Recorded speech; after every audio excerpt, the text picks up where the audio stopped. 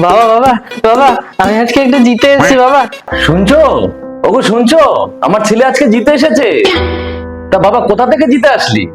বাজার থেকে বাবা, বাজার থেকে জিতে এসেছি বাবা। কিভাবে জিতলি? বাবা, যখন আমি আলু কিনতে গেলাম, দোকানদারটাকে জিজ্ঞেস করলাম যে 1 কেজি আলু কত। দোকানদারটা বললো 20 টাকা।